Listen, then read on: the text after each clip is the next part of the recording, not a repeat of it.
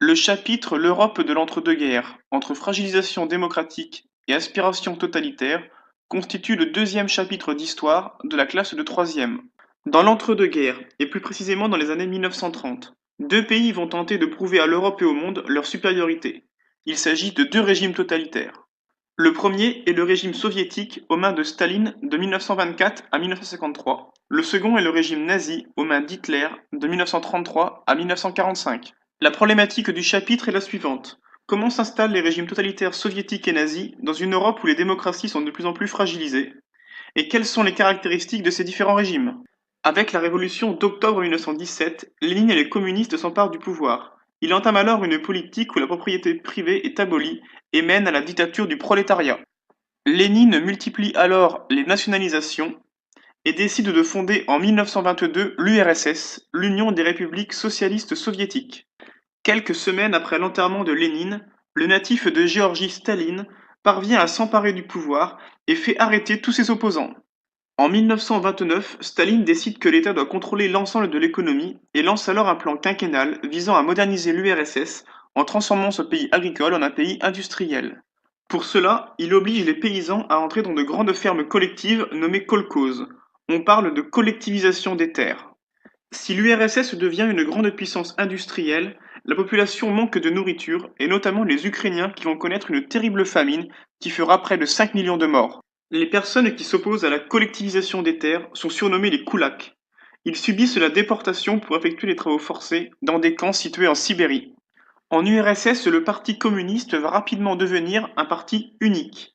Le régime soviétique fait de Staline le vojde, c'est-à-dire le guide de l'URSS. La presse, le cinéma, les arts, les affiches permettent d'établir un véritable culte de la personnalité. Tout est mis en œuvre pour montrer la puissance de Staline. On parle de propagande. Dans ce régime, toute la société depuis la naissance est contrôlée. C'est ainsi qu'il existe des organisations communistes de la jeunesse qui permettent d'endoctriner et d'embrigader la société. Pour pousser son peuple à travailler toujours plus, Staline met en scène l'ouvrier Stakhanov qui aurait, lors d'un concours, extrait 13 fois plus de charbon que ses camarades.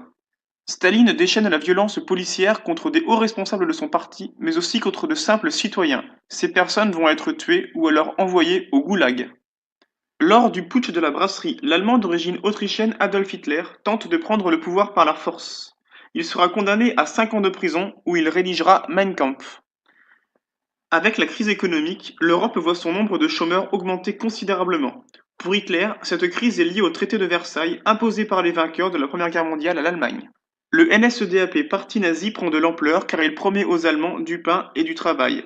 La gauche allemande ne parvient pas à contrer Hitler, qui devient chancelier le 30 janvier 1933. Le 27 février 1933, le Reichstag, l'Assemblée nationale allemande, est en feu. Les nazis accusent les communistes d'en être responsables, alors qu'il semblerait que ce soit eux-mêmes qui allumaient le feu.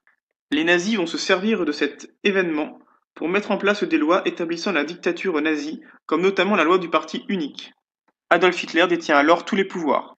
Hitler veut offrir au peuple allemand un espace vital. Pour cela, il réarme l'Allemagne et viole donc le traité de Versailles. L'Allemagne se penche alors vers une économie de guerre. Hitler a inventé les jeunesses hitlériennes où les jeunes garçons de 14 à 18 ans apprennent le maniement des armes. L'école est également utilisée pour transmettre la philosophie du parti nazi. Hitler instaure un culte de la personnalité. Il se fait appeler le Führer, le guide de l'Allemagne. De plus, le Heil Hitler devient la façon obligatoire et officielle de saluer le Führer. Tout est mis au service d'Adolf Hitler, et notamment le cinéma. Le film Le triomphe de la volonté de Leni Riefenstahl glorifie le Führer. En Allemagne, le 30 juin 1934 a lieu la nuit des longs couteaux où Hitler a fait assassiner de très nombreux membres de son parti. Pour cela, Hitler s'appuie sur les SS. Le parti nazi met en place l'action T4 qui vise à enfermer les handicapés dans des camions où l'on projette du gaz pour les tuer. Ce programme va être abandonné car il a énormément choqué. Les opposants d'Hitler qui ne sont pas tués sont envoyés dans des camps de concentration comme celui de Dachau.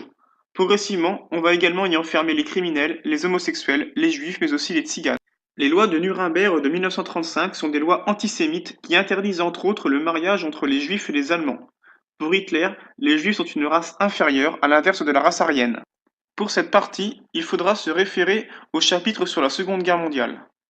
Dans les années 1930, la France est touchée par une grave crise économique et voit le nombre de chômeurs augmenter considérablement. Les gouvernements sont instables et les ligues d'extrême droite se développent. Craignant l'arrivée du fascisme en France, Les partis de gauche s'allient et forment le Front populaire qui remporte les élections de 1936.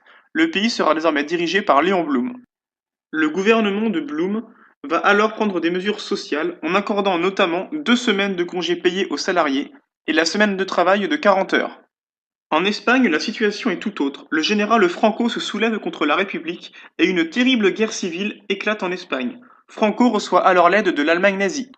Franco va remporter la guerre civile au prix de nombreux massacres comme celui perpétré par les nazis lors du bombardement de la ville de Guernica. Franco fait donc entrer son pays dans une nouvelle dictature. L'Allemagne, quant à elle, viole le traité de Versailles en remilitarisant notamment la Rhénanie. Elle décide également d'annexer de nombreux territoires, comme l'Autriche et la région des Sudètes en Tchécoslovaquie. Afin d'éviter un nouveau jeu des alliances, lors de la conférence de Munich, la France et l'Angleterre laissent agir Hitler pour préserver la paix. L'Allemagne d'Hitler signe une alliance avec l'Italie de Mussolini et l'URSS de Staline. Le 1er septembre 1939, Hitler attaque la Pologne, c'est le début de la Seconde Guerre mondiale.